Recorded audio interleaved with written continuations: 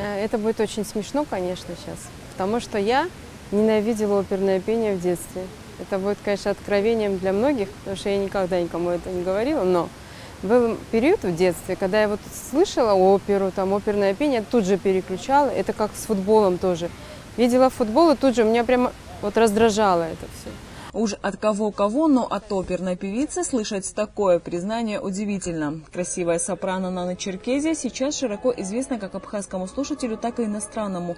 Но, как оказалось, Нана и не планировала покорять сцены. В детстве, как и многие, ходила в музыкальную школу, пела в хоре, но о карьере певицы и речи не было. Я была очень всегда скромная, никогда никто даже не подозревал, что я люблю там петь, играть и так далее. Ну, скромная, слишком застенчивая была. Только дома музицировала, играла, там мы, соседи, мои подружки всегда собирались и устраивали концерты. Это вот просто стабильно, каждый там праздник или что-то. У нас концерт в квартире, то есть все собирались, как это сейчас говорится, тусовка у нас была. Мы программы подготавливали, но это исключительно дома. Потому что выйти на улицу куда-то, ну или на сцену, вот в хоре, например, в школе пела, мой руководитель видел, что у меня есть потенциал, что у меня есть голос, но я жутко боялась сцены, вот в одиночестве там оставаться. И он меня сказал: Нана, споешь соло? Я сказала: нет, я не буду петь. Ну что, соло? Ну, пожалуйста, спой, ну, у тебя так хорошо. Ни в какой, то есть я очень боялась этого. Переломным моментом в жизни Наны Черкезия стал популярный в Абхазии в 90-х музыкальный конкурс «Агармацис». Родная сестра Наны буквально заставила девушку принять в нем участие. После долгих уговоров родных и близких людей будущая оперная певица все же дала согласие на участие. Но перед выходом на сцену, как вспоминает сама Нана Черкезия, без форс-мажора не обошлось. То есть меня уже на «Агармацисе» объявили, выступает Нана Черкезия с такой-то песней, а я стою, я не могу выйти от страха. Я так выглянула, посмотрела, там народ, все. Ну и все, у меня уже обморочное состояние. Я помню, моя сестра, которая стояла передо мной в зрительном зале, так, смотри на меня, все будет хорошо. И вдруг она оказывается за кулисами, как толкнула меня буквально вот. И я уже просто вылетела на сцену.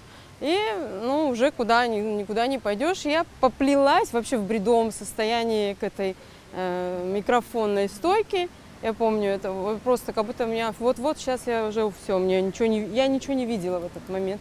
И тут Барбара Стрейзанд, кстати, песня, я с эстрады начинала. Вот, и I wanna feel this way. Я запела, там свой голос услышала и пришла в состояние уже адекватное. И дальше начала, значит, петь, и все спела. Думаю, все молчат, все, катастрофа, провал.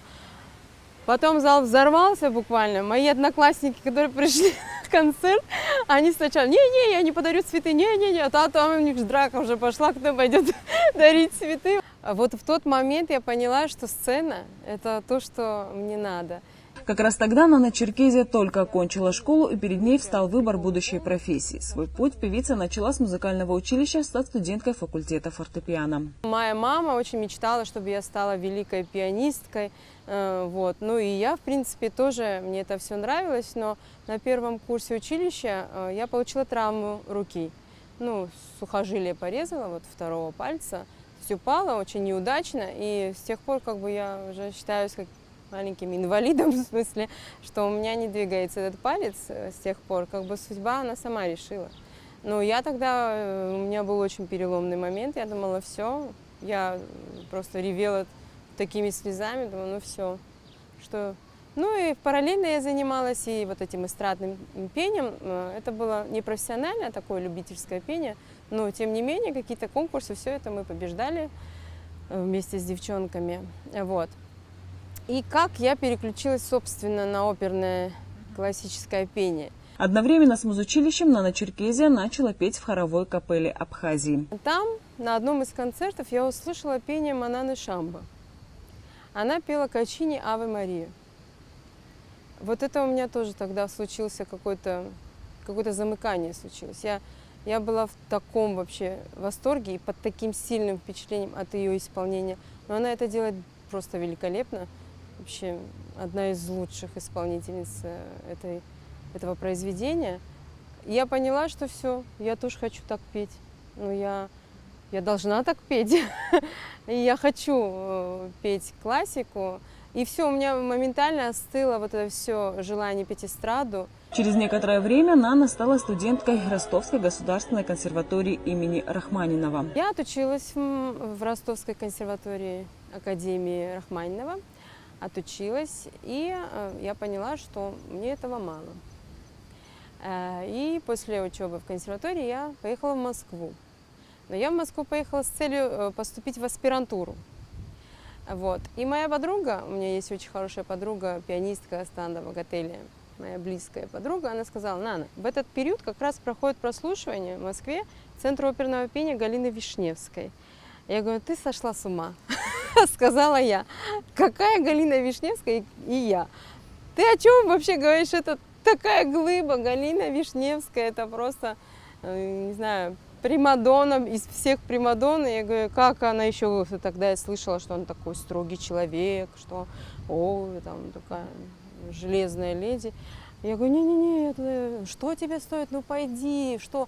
А я была 100% уверена, что я поступила в аспирантуру московскую, я по всем баллам прошла, вот, и я для галочки пошла в Центр оперного пения Галины Вишневской. Да подала заявку, все. Думаю, нет никаких шансов вообще туда поступить. Это просто сумасшествие какое-то. Думаю, ладно, ради подруги пойду. Пошла и прошла, она бюджетная вообще. Обучение в Центре оперного пения стало для Наны и счастливым билетом, и чередой событий, которые сформировали оперную певицу. Например, учась в Центре оперного пения, я прослушалась, как раз было прослушивание в Питере, на постановку, на разные постановки. Из Германии приезжали профессиональные певцы, режиссеры и так далее, проводили прослушивание и отбирали из России певцов для постановок опер. Это как молодежный фестиваль оперных певцов в Германии, в Райнсберге. И тогда я тоже прошла кастинг, меня отобрали на роль княгини в опере «Русалка» Дворжика. И я 2 месяца находилась, уехала там, принимала участие в постановках, вот этот процесс весь. Вот. Потом разные прослушивания были, то есть знакомство с выдающимися певцами, мастер-классы и с Миреллой Фрейни. И также меня Центр оперного пения тогда отправил на мастер-класс в Швейцарию с мамой Чичилии Бартель. Есть такая выдающаяся певица Чичилия Бартель, это просто гениальнейшая певица сегодняшнего времени. И вот ее мама, это и прямой ее преподаватель, и она тоже, я у нее имела честь заниматься. То есть вот таких вот много было вообще сюрпризов. Так что Центр оперного пения мне очень многое дал. Все время обучения Нана Черкезия пыталась устроиться в один из московских оперных театров, но конкуренция, отмечает певица, была очень серьезной. Очень много классных певцов и реально хороших певцов. А сопран, мой тип голоса, это сопрано, это самый распространенный вид голоса, и нас сопран очень много. Если, допустим, контральто редкость, меццо-сопрано тоже редкий голос, так же, как и тенор, на вес золота хороший тенор, их берут просто руками, ногами, пусть никто не обижается, но не самых хороших, но берут, то есть театры. Да. А сопрано, они должны быть просто супер-мега какие-то нереально крутые певицы, и они все равно никуда не попадут. Вот такой вот у нас распространенный голос. Однако идея работы в Московском театре для Наны Черкезии остается актуальной и сейчас. В данное время она учится на ассистента-стажера в Московской консерватории. Реализует свой творческий потенциал Нана Черкезия и на родине. Сейчас она солистка Государственной филармонии Абхазии и нашего камерного оркестра. Очень счастлива, что я здесь работаю. У нас прекрасные коллективы и там. У нас прекрасные солисты, филармонии прекрасные. Вот, и замечательный оркестр, камерный. Выступление перед абхазским зрителем всегда волнительно, отмечает Нана Черкезия. Совсем недавно, 7 августа, она принимала участие в оперном шоу «Гранд Опера Гала», которое с успехом прошло в Абхазском драматическом театре. Вообще очень шикарный фестиваль, классный, потому что, да, конечно же, все знают наших прекрасных див, Алису Гицвахиблу Гирзмава. Это наши, предшественницы, которыми мы восхищаемся и учимся многому у них. Выдающиеся обе наши певицы, наша гордость. Вот. И они, конечно же, всегда радуют наших зрителей, все. Но есть следующее поколение. Например, мое и еще будущее, которое есть и будет еще, дай бог. И надо, чтобы наши зрители, люди, народ знал, что есть еще подрастающее поколение прекрасных певцов. Слава богу, у нас страна, которая выдает вот такие прекрасные кадры, такие голоса, действительно самородки. И вот хочется, чтобы всех слышали, всех знали, любили. Потому что для нас очень важно, чтобы зритель был доволен нашим творчеством. Между тем, как оказалось, Нано-Черкезия дважды пыталась уйти из профессии, но каждый раз судьба противостояла этому и вновь выводила на сцену. Пока я вот училась, у меня было пару переломных моментов, когда я хотела бросить все. Просто бросить, потому что были такие в жизни моменты сложные. И я на минуточку, просто на секунду представила, что я вне профессии, я этим больше не буду. Мне стало плохо. Мне реально стало так плохо.